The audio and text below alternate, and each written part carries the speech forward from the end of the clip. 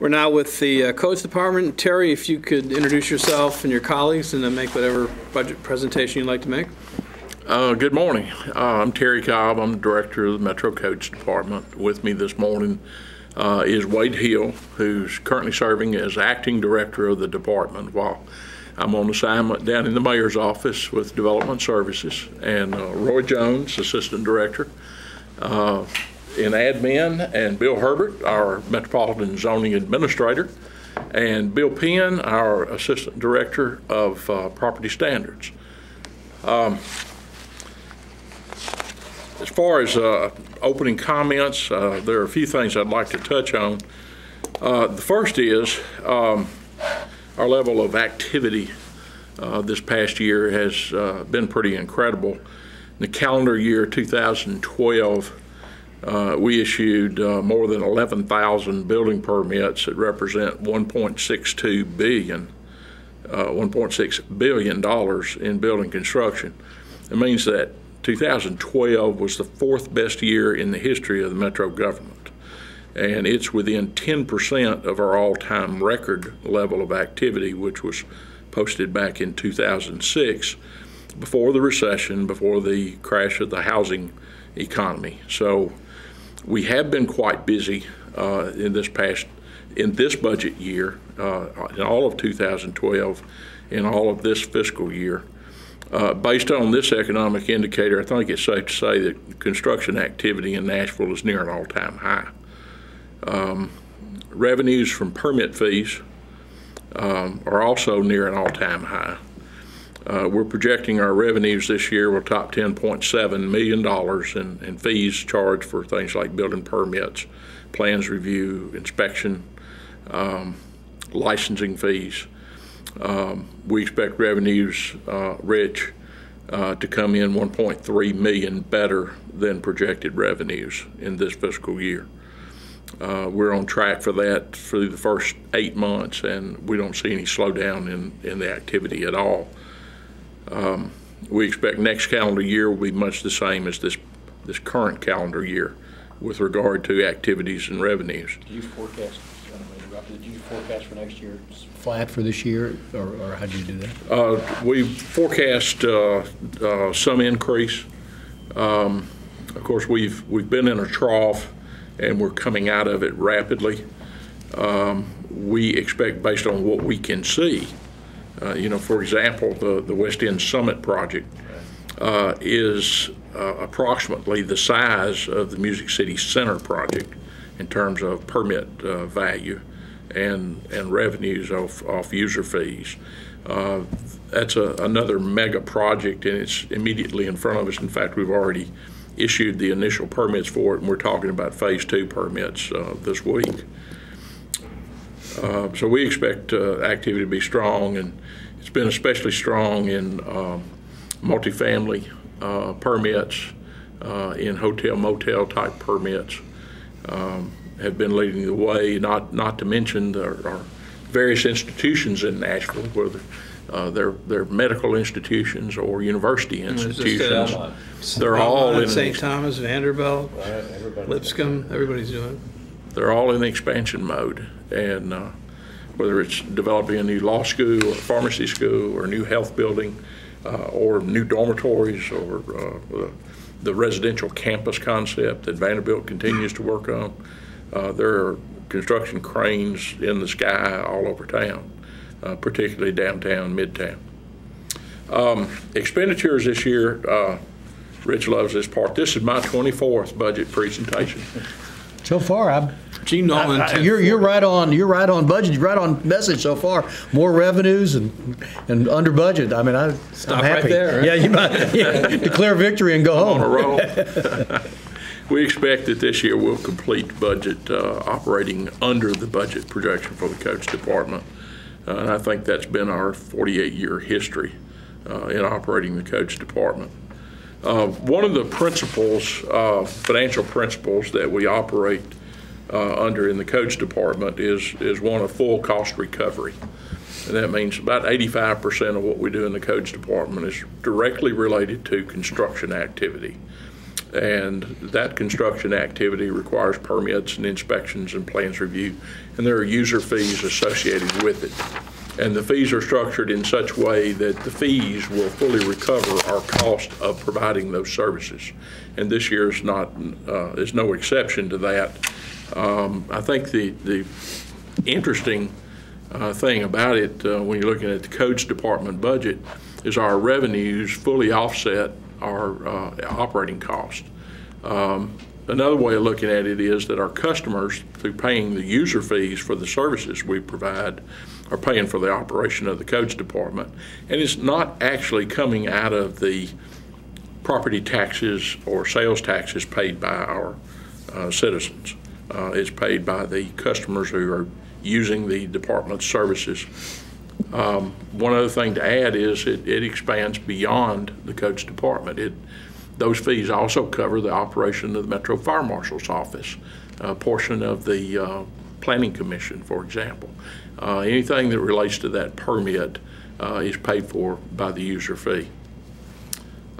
We have submitted a budget as we were asked, showing a 2% budget reduction. The codes department budget is pretty straightforward. 94% of our budget is people, cars, and computers. They do relate to each other, but we're not allowed to decrease fleet. We're not allowed to decrease IT. We're only left with the opportunity to decrease the number of positions within the department. So a 2% budget reduction in the codes department would mean loss of 2 full-time employees to meet the budget target. We will do what we need to do, and we will operate the budget next year just as we operated it this year, and you can count on that. We have submitted a request for a budget modification for 1 additional employee, and this relates, in my opinion, to a couple of things: the increase in construction activity and the revenues. In order to provide the best possible service, the most time-consuming part of the permit process is the plan review component of that. We believe that our plan review process takes too long. We would like to see that at a 15-day turnaround from submission of plans until we've reviewed them and issued our comments. In fact, we identified a few years ago that 15-day turnaround as a best practices, and we've been aiming for it. Approximately 2/3 of the permits that come through the office do not go through that process. So we issue a very large number of permits within a day or within 3 days. But those that do fall within the plan review process may be in our office from 20 to 25 days. And we'd like to see that number brought down to a 15-day turnaround. We think from an efficiency and operations point of view, from an economic development point of view, that's the number we need to hit. And we think if we could add an additional plans reviewer, we can hit close to that number, if not improve that number. How does that interact with the one-stop shop idea Terry's been talking about? Well, I think that's it. It's all good, yeah. Yeah, the one-stop shop is bringing people together, all the components of the permit process together in one place, providing one service as the Metro government, rather than our department having a permit process and the planning department having another and the water department a third. Bring them all together so the Metro government provides one permit process. In all of those processes, the time-consuming component is the plan review component, because it's a technical review of the proposed construction plans. As far as bringing all the people together, that can be done without improving the process any. But if you want to improve the process, you need to really focus, in my opinion, on the plan review component. We presented it as a requested modification. If that is something that you look at favorably, we'd be very appreciative of it. If it's something that the budget process will not allow, then our I guess our secondary request is allow us enough flexibility to shift some budget funds and some positions within the department where we can arrive at that. To put a little bit more. We're doing pretty well on our inspection side. We're giving better than or less than 1 day service. If you ask for an inspection today, on average, across the department, you're going to get that inspection today or by tomorrow. In other words, in less than 24 hours, we're going to be there with the inspection you requested. I wish we could say those types of things when we have the more complex permit issues. This is a way to better streamline that. And across the country, and according to consultants we've worked with in the past, that 15-day turnaround is a goal we need to work on. Okay, good. Well, Terry, why don't you tell us, or tell the public about what you've been doing recently, changes in your responsibility? Well, as we began last year, about this time last year, you had asked me to come in, work out of the mayor's office as Director of Development Services and work across department lines on the first is an ombudsman for property owners, developers, business owners looking at expansion or relocation into our city, and work with them as an advocate to streamline those processes across multiple departments. The other thing was to work towards a one-stop shop where we could more efficiently process building and development permits, and I think we've agreed early on that's a real economic development tool if we can provide that service more efficiently and effectively than the competing cities that might be vying for that business. And those are the things, and as I was listening to Doug Sloan's comments about the one-stop shop, yes, we've developed a plan to reload the Metro office building in order to accomplish, what truly would be a one-stop shop or a permit center in a very inviting, customer-friendly way. We've also implemented this past year something that's been very popular, pre-submission conferences, so that prior to actually making an application for a permit, in fact, prior to you actually finishing your design of your project, you would have the opportunity, it's not mandatory, it's voluntary, to come in and sit down with representatives of all the departments of Metro that might be working on your project, and questions and answers, interaction, each department doing an initial review of your project and providing feedback. We think that ultimately saves the customer as well as Metro a great deal of time and money spent in redrafting plans and resubmitting back into the process. It's been very popular, and all those, to my knowledge, that have gone through that process have thought that it was 45 minutes or an hour very well spent. Probably saved them a month, or it may have saved them tens of thousands of dollars in the process. Good. Well, I'm very appreciative of you doing that, and I get lots of compliments for the way you performed what you're doing, and I think certainly the business community, development community appreciates being able to move efficiently and rapidly, which is something we're trying to provide. So exactly right. Thank you for doing it. It was a lot to ask, and we appreciate you doing it, and you had good people to pick up the burden for you too. Well, I have, and I'm very appreciative of that, and particularly Wade Hill has done double duty or triple duty this year in the coach department, and has handled everything quite well. Good, thanks. Rich? You want to give everybody an update on the Kiva project, the update on that, kind of where we are on that? That's kind of a big ticket item that more inside government, but affects a lot of different people. Right, and the Kiva project is the computer system that we work with in the permit process and inspection process, but it also is the land database for the metro government.